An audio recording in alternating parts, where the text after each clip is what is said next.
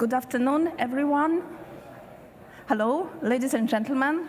Thank you very much for joining us today at COP29 for this important press briefing.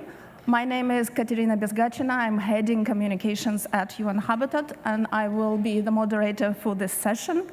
And today we are here to discuss the outcomes of the third ministerial meeting on urbanization and climate change that took place just this morning. It is an essential milestone in global efforts to address the intersection of climate challenges, urban development, and climate crisis.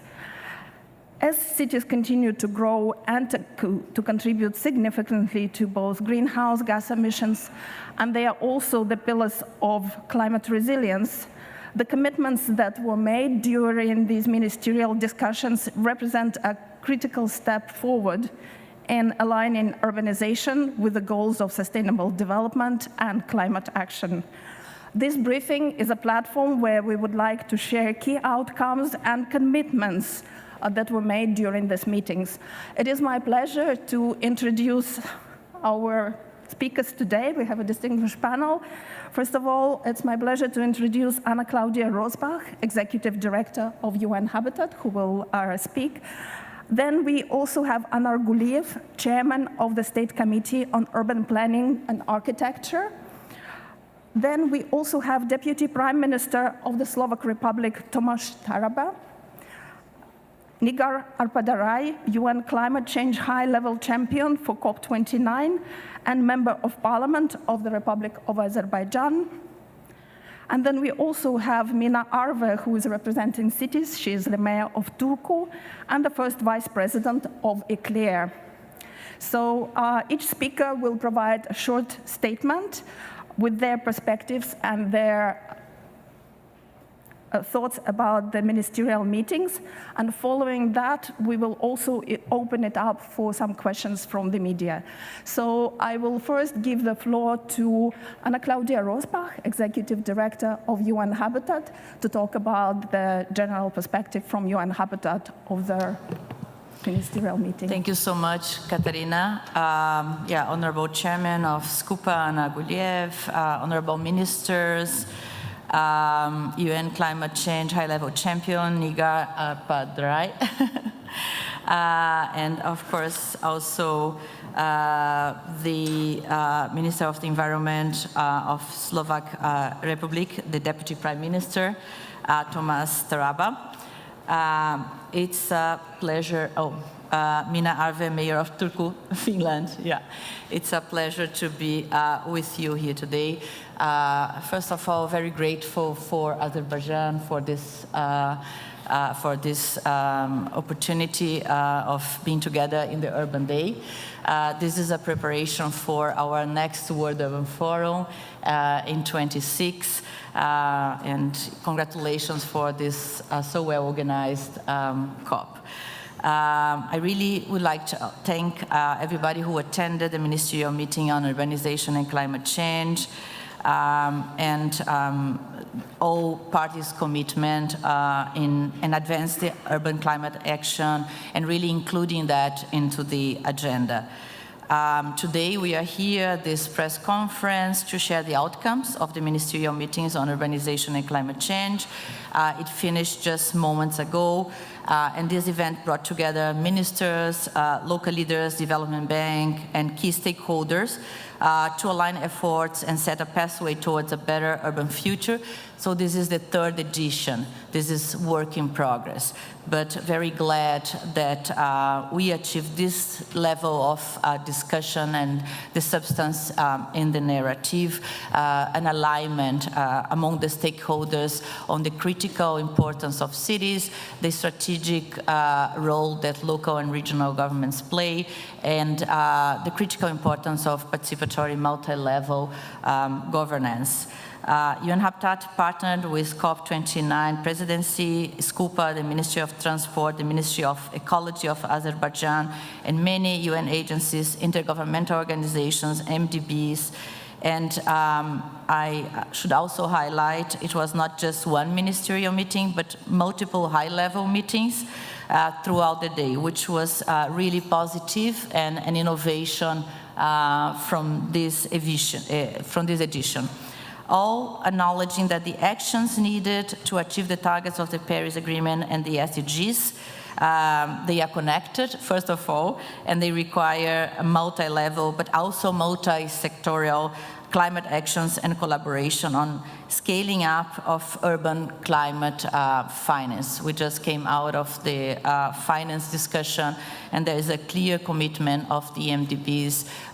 They were all there present and discussing how we can leverage more finance for social and urban infrastructure in cities to address climate change challenges, and increase the participation of subnational governments in the overall international financial architecture landscape. We have also managed to have some commitments that will shape the pathway to COP30 in Belém, passing through also the Finance for Development conference that we have next year, coming from the World Urban Forum that we held in Cairo, Egypt, just a couple of weeks ago. There is a call to action that highlights the importance of housing as a strong priority. We are facing a global housing crisis, the infrastructure gaps that we have, 1 billion people living in informal settlements, and the needs that the urbanization process is bringing to us. We have now half of the world living in cities. We'll have soon 2.4 more billion people coming to cities in the next 20 plus years, and cities need to prepare. Cities need to prepare, cities need to prioritize the use of land, maximize the use of land, maximize existing buildings.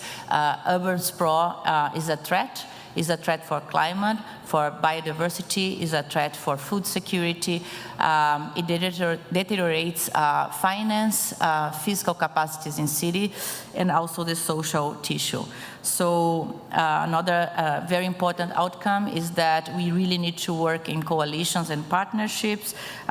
So really acknowledge the advance of initiatives such as CHAMP, but also the launch of the multi-sectoral action pathways map for resilient and healthy cities, declaration, the signing of the Baku Continuity Coalition on urban multi-sectoral and multi-level climate action. So this conversation continues, and we have the hosts and key stakeholders aligned. Also recognize the Surge initiative, and also now with new perspectives and new partners. And I would like to thank Slovakia for the great contribution for this initiative at all levels, but the Deputy Prime Minister can talk more about that. We are very happy.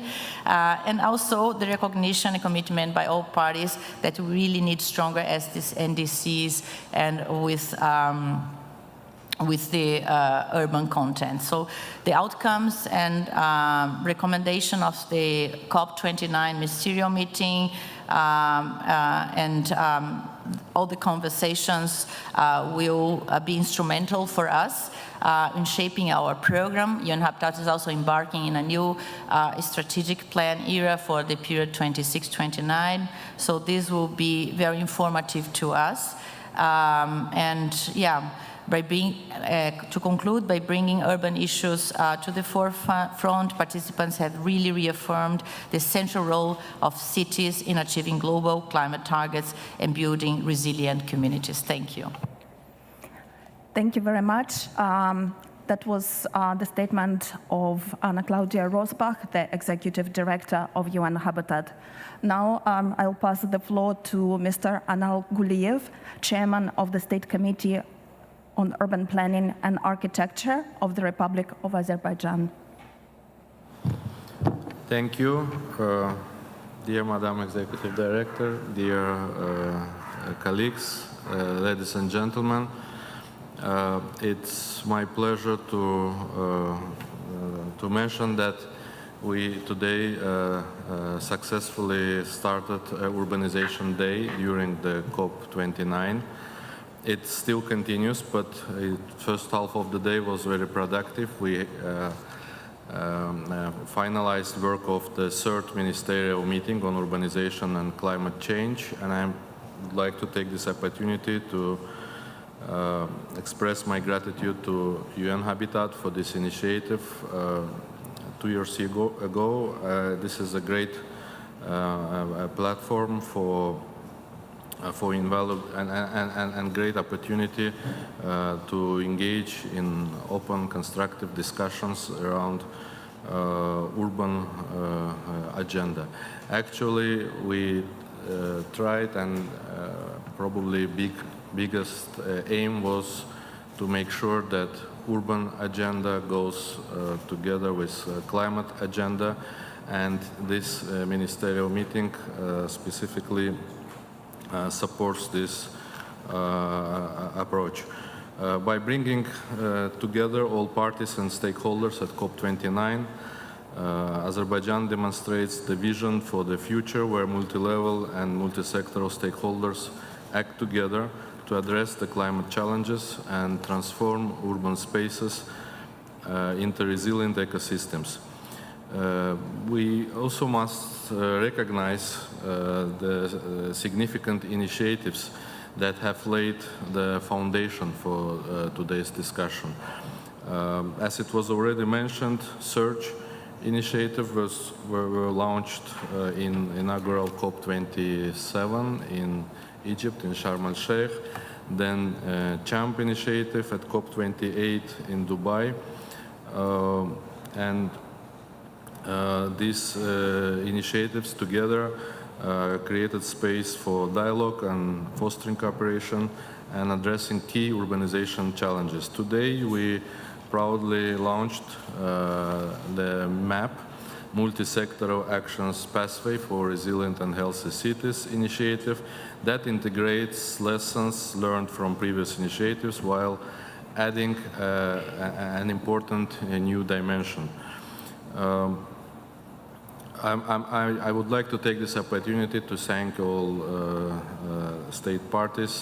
all parties for valuable inputs while we were working on the text of the final declaration presented today. MAP emphasized the need for sectoral approach, bringing together efforts across multiple sectors and levels of governance. On nature and health, it promotes health equity and fostering nature-positive urban developments, as well as calls for strengthening urban climate resilience. It also promotes innovative technologies to reduce pollution and ensure efficiency of all resources. MAP also calls for policies and frameworks to encourage sustainable construction practices, recognizing that the sustainable transport system are essential to reducing emissions and improving mobility. MAP encourages stakeholders for enhancing the human-centered transportation systems. To achieve these goals, MAP calls for stronger partnership among UN agencies, among intergovernmental organizations, multi-development banks, philanthropic organizations, and other stakeholders for stronger actions, coordination of the resources, mobilization for cities.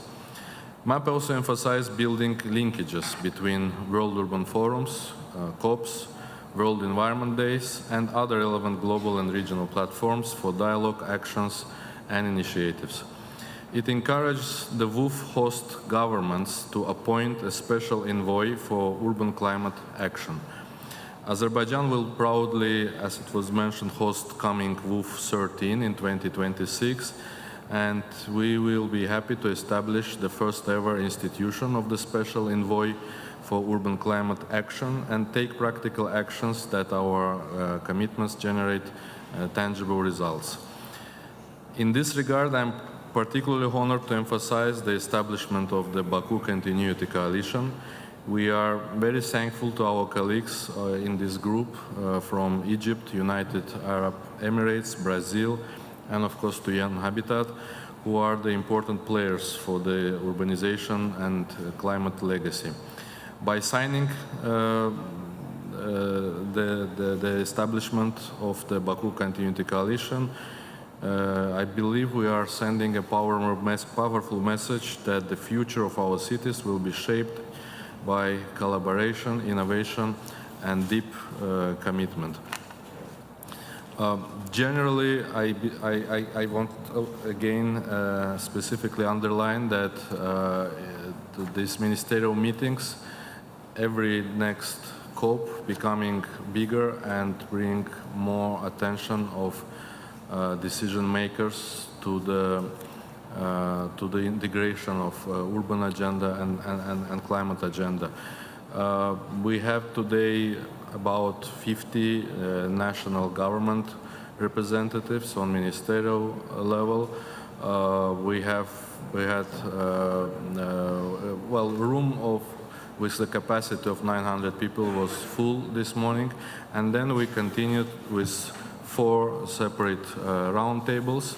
One was dedicated to green construction and energy efficiency in buildings and climate resilience in cities.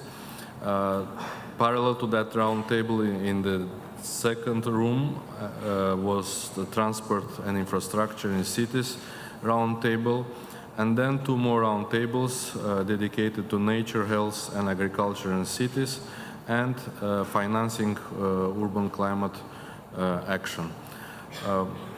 I believe it was very productive meetings altogether and created a great opportunity for us to discuss challenges which are absolutely the same at the end of the day in every part of the world. And I believe this platform will continue. It works in the coming COP 30 in Brazil, and of course by 2026 in May, when we will have host WOOF 13, we will be able to present really tangible results and achievements. Thank you very much.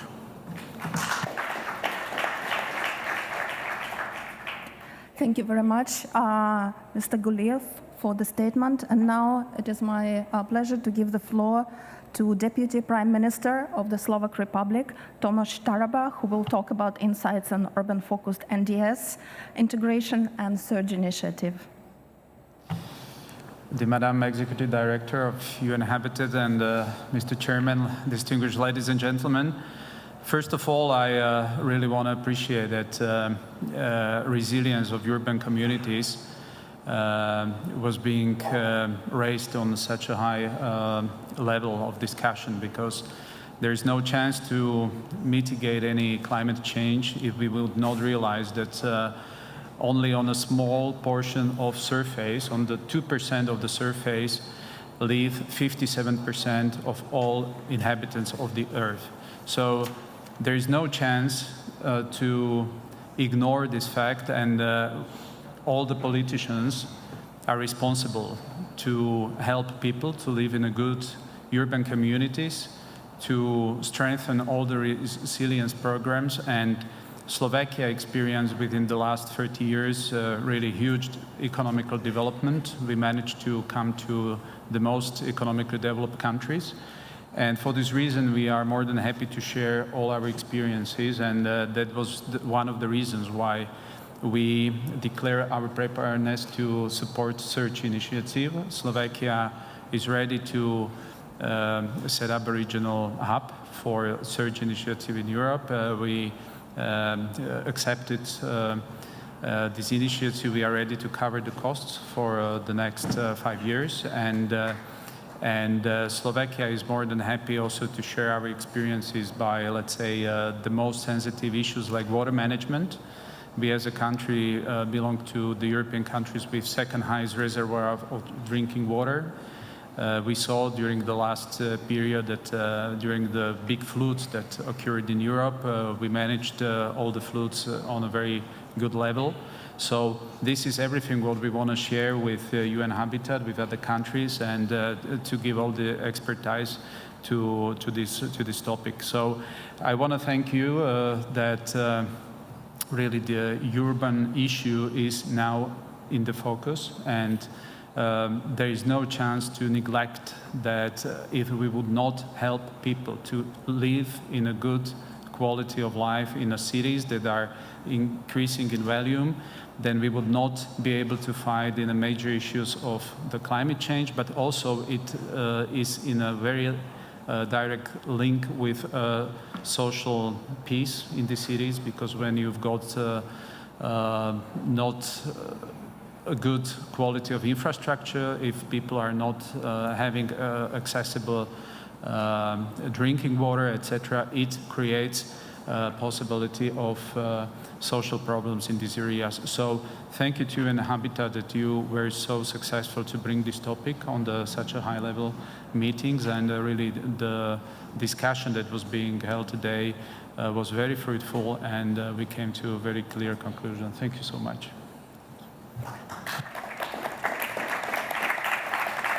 Thank you very much to the Deputy Prime Minister of the Slovak Republic. And now it is my pleasure to give the floor to Nigar Arpadarai, who is the UN Climate Change High-Level Champion for COP29. And she will talk about the significance of COP29 in advancing urban climate commitments. Ladies and gentlemen, distinguished guests, thank you so much for giving me the floor. And yes, for the role of the champion is, the main mission of the champion is to be a bridge between the work of the governments and the frontline work of non-state actors. And from this perspective, we work really very closely with private sector, with civil society, cities also, and I see our colleagues from ICLEI and C40 here. So for us, this agenda is extremely important. Dear ladies and gentlemen, cities are major contributors to climate change. They cover less than 2% of the Earth's surface and contribute over 2/3 of global CO2 emissions. But they are also highly vulnerable to the effects of climate change, and those most at risk are hit the hardest. Azerbaijan has prioritized sustainable and climate-resilient urbanization, and we have invested heavily in building green cities. The COP29 presidency is building on this experience with its action agenda. With today's initiatives, we are focused on multi-sectoral partnerships, something I'm specifically focused in my role as the climate champion. Our aim is to strengthen links between platforms for sustainable urbanization. We seek to build partnerships between all relevant stakeholders, including non-state actors, and to do that at all levels of governments. Here, we urge all relevant stakeholders to endorse the COP29 Multi-Sectoral Actions Pathway Declaration for Resilient, Healthy Cities. Ultimately, our aim is to promote urbanization that works for people. To this end, we are introducing new areas of focus, including health. Ladies and gentlemen, cities are at the cornerstone of the fight against climate change. By focusing on cities, we have an opportunity to protect vulnerable populations and address a major source of emissions. And I would like, I would like just to thank you for looking into this, and to those who endorsed this declaration, we are extremely grateful. Thank you. Thank you very much for the statement, Nigar. And we are just reminded that we have only 9 minutes left, so we have still 2 more speakers. And I would like them to please, if we can leave at least a few minutes for the questions. So now it is my pleasure to introduce a representative of local governments. Here it's Mayor of Turku, Mina Arve. Dear fellow climate leaders, today is the World's Children's Day. And this reminds us why we are here and why we do this. We owe our children a future filled with hope and action. That is why we all must do better. Cities are in the front line of climate action. To meet our climate goals, we must harness the power of sustainable urban development. Since the Paris Agreement, cities and regions have set ambitious climate targets and taken bold steps. Turku, my home city in Finland, is a proud example. We are going to be carbon neutral by 2029, showing that the sustainable future is within reach. Our message as cities all around the world is clear: integrate, invest, implement. cities can reduce 40% of the emission gap to stay on the track with the 1.5-degree pathway. But to achieve this, we need focused investments and resources. This we hope to secure here in Baku. Multilateralism works. Collaboration cuts emissions, creates jobs, and keeps people safe. This is why we have the CHAMP initiative. Right now, national commitments are not enough. We can do better. To close the gap, we need nations to invest directly in cities and empower local governments to drive the change. Here in Baku, we have a unique opportunity. We call on all parties to act, including cities in the updating process of your national determined contributions, invest in urban projects, implement solutions together. This means prioritizing grants over loans and ensuring equitable finance to help cities, especially in the global south, to combat climate impacts. We must also align our agendas. Climate, nature, and sustainable development must work hand in hand. And in the end of the day, only through bold multi-level action we can get things done. Cities are ready, we are resilient, we are action-oriented. Now we need national leaders to partner with us. Together, we can do so much better. Thank you. Thank you very much to the mayor of Turku. And we have one more speaker who joined us a bit later. I think it's quite important to give him the floor because the finance was mentioned here several times. And it is my pleasure to introduce Giampiero Nacci, Director of Sustainable Business and Infrastructure at the European Bank for Reconstruction and Development. The floor is yours. Thank you very much, and apologies for joining late. I'm really and truly honored and pleased to be here representing the European Bank for Reconstruction and Development and the broader MDB's climate community. I would like to start by saying today has been a momentful day, plenty of deliberations and commitments. So it gives really us hope that the agenda for urban and local level climate action is going to accelerate. From the MDB's community, we certainly welcome and share the results and the outcomes of the Finance Roundtable, which was jointly organized by the multilateral development banks, the COP29 presidency, and UN Habitat. Today is an important day, as I mentioned, to highlight the crucial role of cities in combating climate change, and also, which was highlighted several times, the need for substantial finance to flow into the urban space. The Executive Director of UN Habitat mentioned several times the hundreds of billions needed to support climate actions at the local level.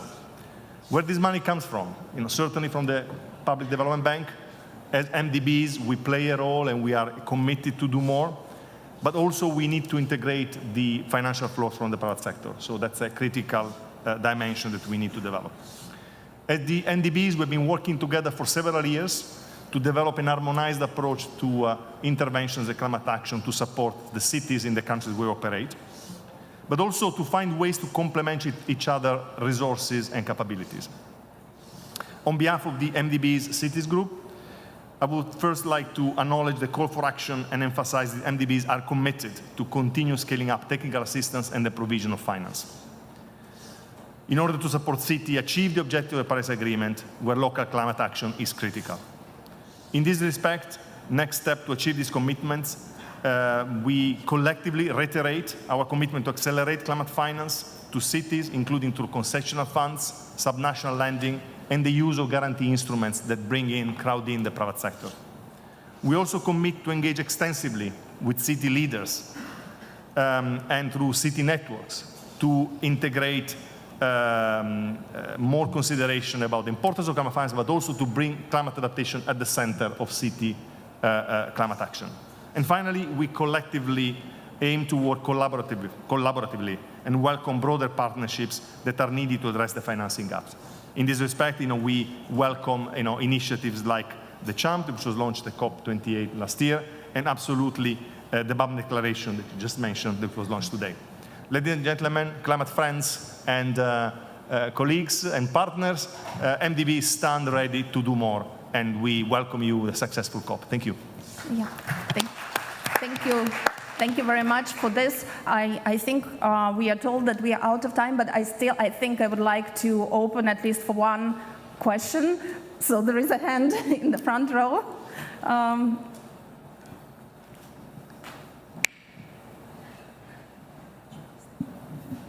Yes, good afternoon. I am Vugar Seidov, Azerbaijan, and my question is to you, very short question to you, Mr. Taraba. Slovakia supported the search program, and I would like to know what was the driving force behind the decision of Slovakia to support. And a very short question to you, Madam Rosbach. Are you satisfied about today's ministerial meeting? Thank you.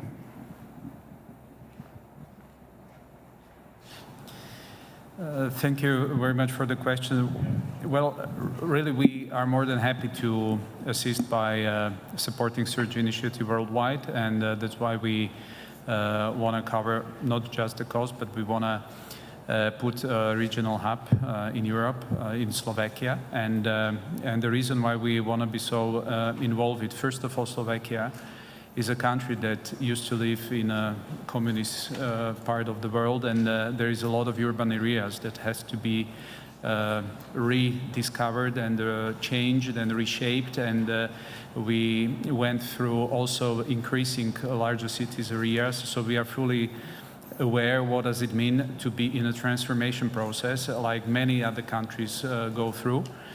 And as I mentioned, Slovakia at this moment belongs to the most developed countries. We experienced huge economical growth within the last 30 years, and it created a lot of impact on certain urban areas. We know what does it mean to bring the new sewage systems to outskirt areas.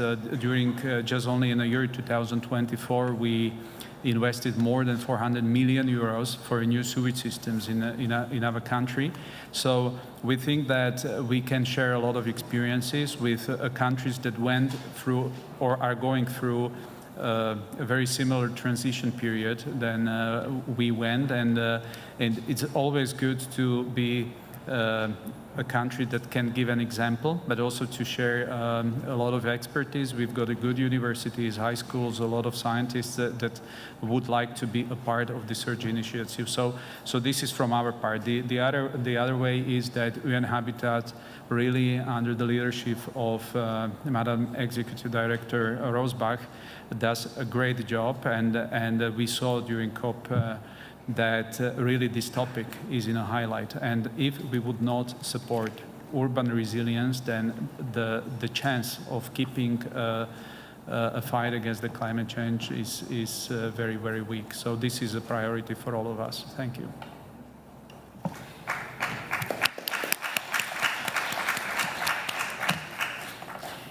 Thank you. Yeah, I'm very happy, and I will highlight the aspects that I mostly appreciate from the discussions today. So first of all, I believe we solidified some ideas, some perspectives, and partnerships and coalitions. So the third edition bring us towards a little bit more solid ground on this interconnection, urban and climate change. So I feel that. Under this umbrella, I would like to highlight three aspects. First, the map. The map represents an understanding, a common understanding and alignment that we cannot work in silos within conferences and spaces where we are together, right? So we clearly built on the WOOF that we just had in Cairo. I also came from the G20 meeting where we had meetings on social, but we also had the Urban 20 meeting with mayors, local governments. Coming here, it's like building a critical mass, building on real practice and illustration on how, which are the paths, which are the avenues that we have to drive together. Looking forward, we also recognize that all this discussion is connected, and we have the UN conferences with highlight for the finance for development. We're talking about finance. So it's very important that we were here today. We had this alignment among the MDBs, among the different spheres of government. So we go there in different capacities, and we bring this substance, and hopefully we can advance into action, we can advance into practical results of these conversations today. So now it's time for us to move to the next level, right? We all agreed, so we have to move to the next level. And there's a roadmap. There's also the next COP in Brazil, in Belém, but also the next World Urban Forum, so in Baku again, so we come back here. So the understanding that we have a roadmap, and then we are walking, actually running this roadmap together as an organization, as a coalition of organizations, and the map is an illustration of that. The second aspect is that I feel we also solidified some initiatives, coalitions. So the thematics are presented earlier on by the chairman. So we discussed today transportation, we discussed finance, we discussed buildings, we discussed health in cities. So these are communities of practice. They're coming together, right? They're coming together at COP, they're coming together, but also in other spaces. We have projects together with some of them, the different organizations. So it solidifies the needs and understanding and the importance of having certain communities of practice. It also solidifies some important coalitions, and CHAMP is one of the coalitions. Throughout the year, it gained scale, and it gained robustness. So we have 74 national governments supporting this coalition. We have very important local governments, associations, organizations, but also mayors, authorities, and governors that come here and testify their support into this initiative. So it's a global coalition. The other aspect is that it solidified some resources for some initiatives, so thank you, Slovakia, for helping us to move forward with an initiative that was created by the UN Habitat Assembly, really for us to have capacity to move forward with the climate agenda too, because we need, as an organization, to have the resources to do. And finally, I think it solidified the idea that we have to combine the agendas. And at the end of the day, we're talking about the same thing. So when we talk about the Sustainable Development Goals, the Agenda 2030, and then localizing the Agenda 2030, when we are talking about the new urban agenda and the need to assess and monitor the new urban agenda and the climate in cities and in urban areas, we are talking about the same thing. We cannot advance in climate if we don't advance in understanding how our cities work, how urban planning works, how we treat our land, and we cannot advance in climate if we don't take care of people. People will not take care of the planet. Thank you. Thank you. Thank you very much. On this note, I would like to thank the speakers and thank the media for their attention. Thank you. Bye.